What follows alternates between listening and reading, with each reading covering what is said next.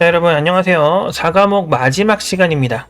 오늘은 파일 편성하고 그 아래쪽에 디스크 스케줄링까지 같이 볼 거예요. 파일 편성은 내용이 그렇게 많지 않기 때문에 요거만 하기엔 너무 짧아서 진행을 한번 해보겠습니다. 그렇게 어려운 내용은 아니기 때문에, 그리고 뒤쪽에 조금 복잡한 건 출제 빈도가 그렇게 높지 않아요. 가볍게 마무리한다는 느낌으로 가보겠습니다. 일단은 파일 편성은 파일 설계라고도 하고 파일 시스템이라고도 하고 뭐 여러 가지 표현이 있어요. 그래서 대충 이런 건가 보다 하고 이제 접근을 하시면 되는데, 어쨌든 총 세 가지가 있습니다. 순차, 그 다음에 직접, 그 다음에 색인 순차, 이렇게 있는데 요거를 하나씩 보겠습니다.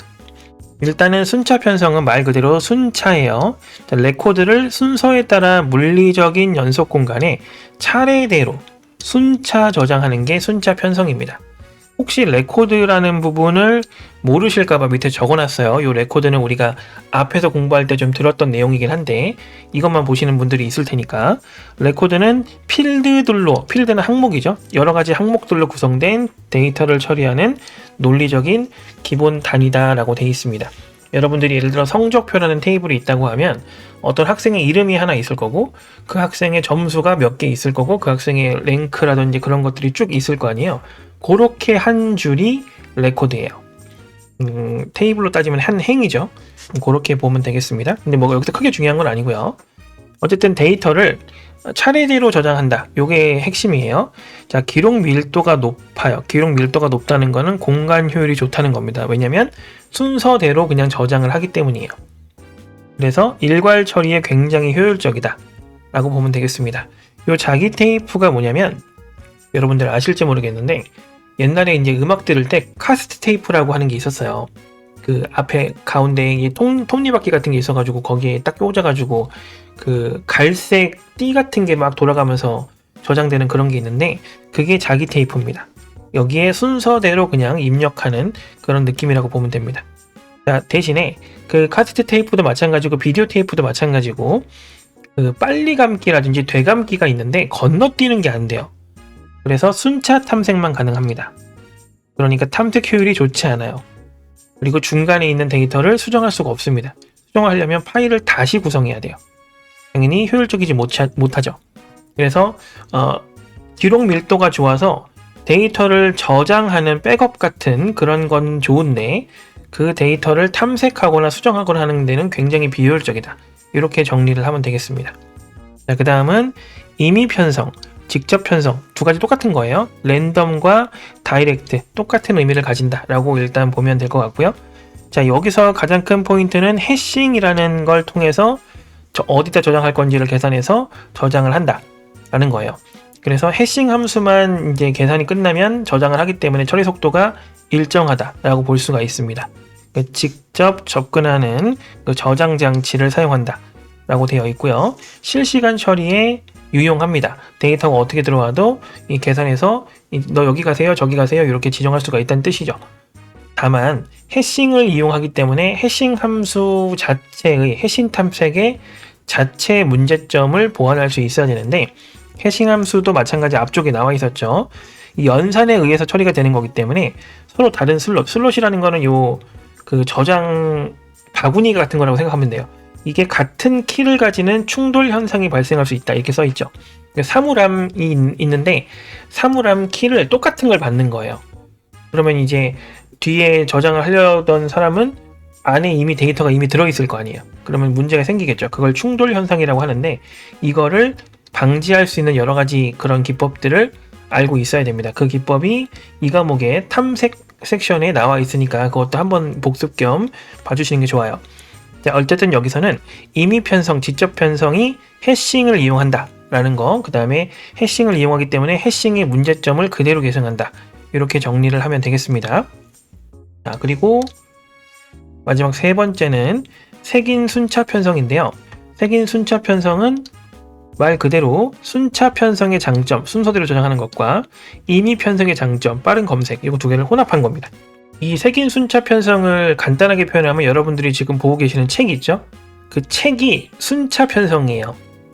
근데 그 책 앞에 목차가 있죠. 그 목차 때문에 접근이 빨라지죠. 그게 임의 편성 부분이라고 생각하면 됩니다. 그래서 그렇게 두 가지가 합친 개념이다 라고 보면 되겠습니다. 그런데 어쨌든 요 색인 목차가 공간이 따로 필요하죠. 그래서 요 공간이 필요하기 때문에 그 부분에 대한 고려를 해야 된다라는 거죠.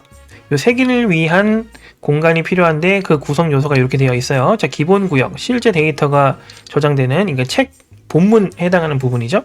그리고 색인 구역이라는 게 있습니다. 색인 구역은 앞에 목차에 대한 부분이죠. 그래서 그 목차에는 실제 데이터의 위치가 저장되어 있는데 이 색인 데이터 안에서도 구역이 3개로 나뉘어요.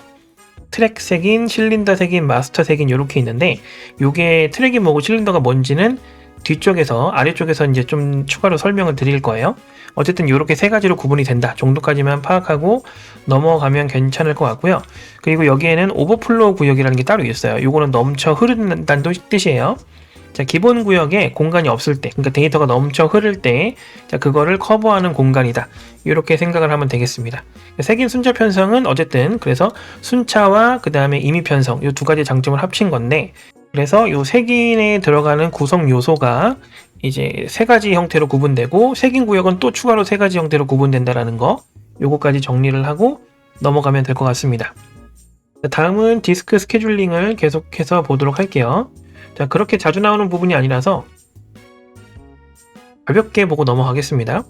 근데 일단 요걸 공부하기 위해서는 기본적인 개념을 알고 있어야 돼서 이제 요거는 설명을 드릴 거예요. 일단 디스크 스케줄링이라는 건 디스크 드라이브에 대한 스케줄링을 이야기하는 겁니다. 프로세스 스케줄링은 프로세스에 대한 스케줄링이잖아요. 그래서 디스크 드라이브가 뭐냐? 요 여러 디스크의 수직적인 집합, 우리가 흔히 알고 있는 HDD 있죠? 요게 디스크 드라이브예요. 근데 요걸 단단하게 뭉쳐놔서 하드 디스크 드라이브라고 하는 거예요. 어쨌든 요건데 요게 이제 어떻게 구성이 되어 있냐면은 우리가 흔히 알고 있는 그 레코드판 있죠? 우리가 알고 있는 요즘에 레트로 해가지고 알고 있잖아요. 그 검은색 이렇게 해가지고 요렇게 생긴 원판이 있고 여기에 이렇게 바늘 같은 거 꽂아놓으면 여기 돌아가면서 음악 나오잖아요. 요걸 얘기하는 거예요. 근데 요게 이런 식으로 물리적으로 홈이 들어가 있는 게 아니라 플래터라고 해서 얇은 그 판으로 들어가 있습니다. 그게 여러 개 꽂혀 있어요. 그리고 이렇게 동심원 같은 형태로 구성되어 있는데 그걸 트랙이라고 하고요. 그 다음에 이 동심원을 트랙을 쪼개서 이렇게 피자골로 만드는 걸 섹터라고 합니다. 그리고 실린더는 논리적인 집합이에요. 예를 들어서 이게 원판이 여러 개가 있는데 이 원판의 수직적인 집합 이렇게 보시면 됩니다. 근데 뭐 크게 중요한 건 아니에요. 자, 그리고 액세스, 이건 암이에요. 죄송해요. 함이 아닙니다. 액세스 암은 이렇게 바늘 같은 걸 얘기하는 거죠. 이렇게 헤드가 달려있는 요 막대기 같은 거.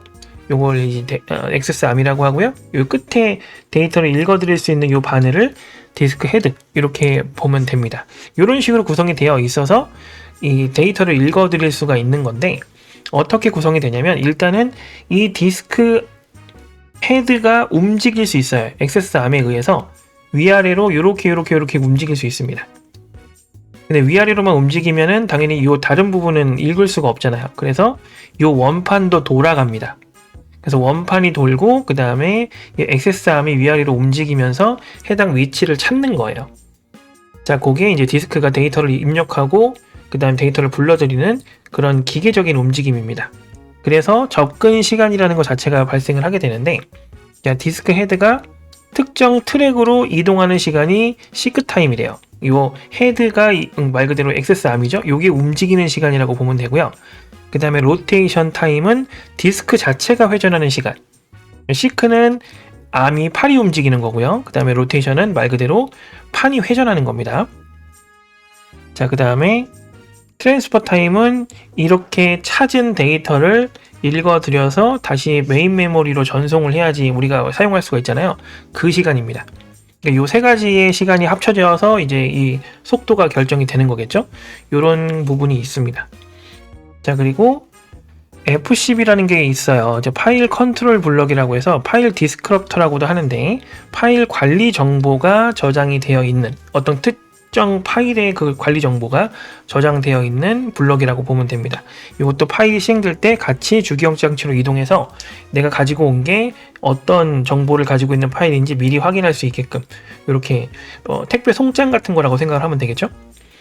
그렇게 이제 볼 수가 있고, 실제로 문제가 나오는 거는 이 부분이 조금 문제가 나온 적이 있어요. 레이드라고 해서 이렇게 모여있는 애들을 하드디스크 드라이브라고 하는데, 이 하드디스크 드라이브를 또 여러 개를 합쳐서 하나의 드라이브처럼 논리적으로 사용할 수 있는 기술이 레이드라는 기술입니다. 이 레이드가 레벨 0, 1, 5 뭐 이런 식으로 여러 가지 종류가 있는데, 이 각각을 구분해 줄 수 있으시면 됩니다. 자, 0이라는 거는 가장 초기 모델이에요. 하드를 분산 입출력의 형태로 사용을 합니다. 당연히 여러 군데 나눠서 입출력을 하기 때문에 속도가 2개 있을 때, 3개 있을 때, 4개 있을 때 그만큼 배수로 늘어나겠죠. 하지만 하드가 하나만 망가져도 안정성, 그러니까 고장이 나기 때문에 안정성이 떨어지겠죠. 그런 부분 때문에 거의 안 쓰는 형태고요. 그 다음에 1번 레벨 같은 경우에는 미러링, 복제를 하는 거예요. 당연히 안정성이 향상되겠죠. 자, 그리고 5번 같은 경우에는 복구형 하드디스크가 하나 있는 겁니다. 당연히 안정적으로 사용을 할 수가 있겠죠. 그리고 0 플러스 1하고 1 플러스 0이 있는데, 0을 1로 다시 구성하는 거, 1을 다시 0으로 구성한 거, 그러니까 1로 되어 있는 걸 0으로 구성하고 0으로 되어 있는 걸 1로 구성하고, 그런 얘기를 하고 있는 거예요. 이 중에 당연히 0으로 나중에 0으로 구성되는 게 더 안정적입니다. 왜냐면 얘가 망가져도 이미 복제, 미러링 돼 있는 게 존재하잖아요. 그렇기 때문에 얘가 훨씬 더 안정적이다. 요즘에는 이렇게 사용한다. 이렇게 보면 되겠습니다. 0, 1, 1, 0 요걸 구분할 수 있으셔야 된다. 그런 정도가 되겠네요. 자, 그래서 이 정도 보고 가볍게 넘어가고요. 자, 이제 본격적으로 디스크 스케줄링에 대해서 좀 보겠습니다. 자, 이거는 여러분들이 그냥 볼펜, 펜을 갖다 놓고 직접 찍어서 왔다 갔다 하시면은 충분히 알 수 있습니다. 하나씩 해볼게요. 자, 일단은 FC, FS는 가장 먼저 들어온 요청을 가장 먼저 처리한다. 그 뜻이에요. 들어온 순서대로 처리를 하는 거예요. 공평하죠. 자, 그런데 지금은 제가 수직선상으로 이렇게 표현을 해놨는데, 실제로는 이렇게 되어 있는 형태잖아요. 이런 식으로 해서 이렇게 XS암이 존재하는 거고, 여기가 0번이고 여기가 200번 트랙인 거예요. 이런 느낌이에요. 어떤 느낌인지 알겠죠? 그래서 그렇게 해서 얘가 이제 왔다 갔다 하면서 처리를 해야 된다. 이렇게 생각을 하시면 됩니다. 그거를 직선상으로 표현을 해놨다 라고 보시면 됩니다. 어쨌든 그래서 헤드 위치가 그때그때 다를 수 있어요. 문제에서는 이제 현재 헤드 위치가 여기라고 되어 있는 겁니다. 여기라고 되어 있는 상태에서 입출력 요청이 이렇게 있는 거예요. 그러니까 90번 트랙에 있는 180번, 50번, 70번 트랙에 있는 데이터를 가지고 와주세요 라고 요청이 들어왔다고 생각을 해보는 겁니다. 그럼 여기에서 우리는 이 헤드를 이제 움직이면서 왔다 갔다 하게 되는 거죠. 그 경로를 아래쪽에 화살표로 표시를 해놓은 겁니다. 자, 90으로 먼저 갑니다. 여기로 갔어요. 지금 이 화살표가 이 얘기예요. 그리고 180이죠. 나머지가 더 가까워요. 70이 더 가깝지만 일단 들어온 순서대로 무조건 공평하게. 그래서 180으로 가요. 이렇게. 자, 그 다음이 50이죠. 여기서 50으로 갑니다. 70이 더 가깝지만 50부터 하는 거예요. 무조건. 그리고 그 다음에 70이죠. 70 갔다가 그 다음에 20 갔다가 그 다음에 40 가는 이런 형태로 구성이 되는 거예요. 당연히 비효율적이죠. 하지만 공평하다. 이렇게 보면 되겠습니다. 근데 우리가 뭐 데이터를 굳이 공평하게 처리할 필요가 있나요? 먼저 우리가 할 수 있는 효율적으로 처리를 하는 게 좋죠. 자, 그렇기 때문에 이번에는 SSTF라는 부분을 같이 한번 볼게요. 이건 또 다른 방식이죠. 디스크 헤드 기준으로 가까운 트랙 요청을 먼저 처리를 해버리는 겁니다. 역시나 헤드 위치가 100인 상태에서 보는 거예요. 요청이 이렇게 들어왔어요. 그리고 움직이는 순간에 이렇게 요청이 들어왔다고 보는 거예요. 자, 그러면 여기에서 이제 시작을 하는 거죠. 이것도 같이 볼게요. 요거를 이제 헤드를 움직이면서 한번 보겠습니다. 일단 100인데 쭉 보니까 여기서 먼저 가까운 것부터 찾으세요. 그럼 90이 더 가깝죠? 그러면 1로 갑니다. 이렇게. 그리고 나서 50과 또는 120 이런 게 좀 가까울 수 있는데, 자, 50은 하나, 둘, 셋, 넷, 4칸이잖아요. 근데 이 120은 3칸밖에 안 되죠. 그래서 여기를 먼저 갑니다. 이렇게. 자, 그러면 지금 어디 했는지를 한번 체크를 해볼게요. 90 했고요. 120 했습니다. 이렇게 남았어요. 자, 그러면 내가 200을 갈 거냐 50을 갈 거냐 그걸 정하면 되겠죠. 이것도 칸수를 세면 돼요. 하나, 둘, 셋, 넷, 다섯, 여섯, 일곱, 여덟. 하나, 둘, 셋, 넷, 다섯, 여섯, 일곱. 50이 좀 더 가깝습니다. 그러면 다시요. 50으로 가는 거죠. 여기서 50 그만하고, 그러면 이제 220, 40 이렇게 남았는데 당연히 40이 더 가까울 거 아니에요? 50이니까. 그래서 여기 갔다가 그리고 왼쪽 두 칸 더 갔다가 마지막에 200으로 가는 이런 형태로 진행이 될 겁니다. 그래서 아래쪽에 경로가 이런 식으로 되어 있는 건데, 자, 이렇게 하게 되면은 조금 더 처리장은 올릴 수가 있어요. 가까운 곳부터 해버리기 때문에. 자, 그런데 저 200 같이 멀리 있는 거, 디스크 헤드에서 멀리 있는 건 계속 안 할 수 있어요. 안 하게 될 수 있어요. 그러면 요걸 이제 기하 현상이라고 표현합니다. 계속 무한정으로 기다리는 현상. 요 기하 현상 때문에 요 SSTF는 잘 사용되지 않는다. 이렇게 보면 되겠습니다. 자, 이번에는 스캔이라는 방식이에요. 자, 스캔은 일단 헤드가 한번 진행이 되잖아요. 그러면 가까운 게 아니라 그 방향대로만 갑니다. 무조건. 그래서 헤드가 지금 여기 있죠. 이번에는 화살표 안 할게요. 그리고 일단 가까운 데를 먼저 보는 거예요. 그럼 90이 일단 가깝잖아요. 이 요청 Q대로 보면은 그럼 일로 일단 진행을 합니다. 그러면 이제 이게 안쪽이에요. 왼쪽 오른쪽이 아니라 얘가 안쪽이고 얘가 바깥쪽입니다. 안쪽으로 일단 무조건 먼저 끝까지 진행을 하는 거예요. 그래서 여기 갔다가 그 다음이 70 갔다가 50 갔다가 30이죠. 30 가는 겁니다. 끝까지 딱딱딱. 그래서 이제 90 끝났고 70, 50, 30까지 끝났죠. 그 다음에 이제 없죠. 없으면 일단은 끝까지 찍어요. 이렇게 딱 찍어요. 처음을 찍고 안쪽을 찍고 그 다음에 다시 반대로 돌아가는 겁니다. 순서대로 처리를 하는 거죠. 그러니까 항상 이 스캔 전체를 이렇게 한번 스캔한다 이런 느낌이라고 생각하면 됩니다. 이렇게 쭉 가는 거죠. 자, 그 다음에 아래쪽에는 이제 C 스캔이라고 해서 서큘러 스캔이라고 되어 있는 부분이 있어요. 자, 요거는 뭐냐면 잠시만요. 요거 얘는 무조건 바깥쪽 트랙에서 안쪽 트랙으로 진행을 하면서 무조건 이제 방향이 정해져 있는 거예요. 왔다 갔다 하는 게 아니라. 요청을 처리합니다. 스캔 도중에 추가되는 요청이 있더라도 이전 요청을 모두 처리한 뒤에 처리한다. 그러니까 중간에 뭐가 들어오더라도 그 방향이 바뀌지 않는다. 이렇게 보면 될 것 같습니다. 자, 그래서 헤드 위치가 여기 있으면은 일단은 일 끝까지 가요. 그리고 이렇게 처리하는 게 아니라 다시 바깥쪽으로 간 다음에 다시 이렇게 처리합니다. 무조건 방향이 바깥쪽에서 안쪽이다. 이렇게 보면 되겠습니다. 이렇게 이제 정리를 하면 될 것 같고요. 자, 그래서 요 두 가지 위쪽에 있는 거, 이 C 스캔하고 그냥 스캔, 요 두 가지의 특징이 뭐냐면 쓸데없이 가는 구간이 있어요. 요런 구간. 일단 처음까지 가서 다시 돌아와야 되는 거잖아요. 아무것도 없어도. 이것도 마찬가지죠. 여기까지 갔다가 일단 여기까지 찍고 다시 이렇게 돌아오는 요런 시간이 필요해요. 요거를 없앤 게 룩하고 C 룩입니다. 스캔은 스캔인데 한번 보고 있다가 없으면은 그냥 거기서 멈춰서 돌아오라는 거죠. 그래서 아래쪽에 보면은 스캔과 C 스캔을 보완한 방식으로 진행 방향의 요청이 없는 경우에는 끝까지 양 끝까지 진행하지 않고 방향을 바로 꺾을 수가 있습니다. 자, 그래서 스캔 같은 경우에는 원래 여기서 여기 갔다가 이렇게 가는 느낌이었는데 그렇지 않고 여기서 바로 꺾을 수 있다. 그런 얘기죠. 그 다음에 C 스캔도 마찬가지예요.